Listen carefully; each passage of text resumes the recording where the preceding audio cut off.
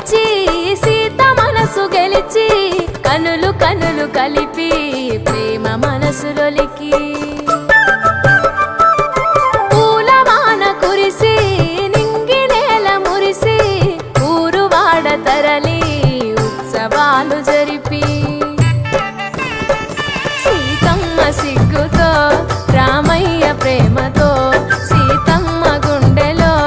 రామయ్య రూపము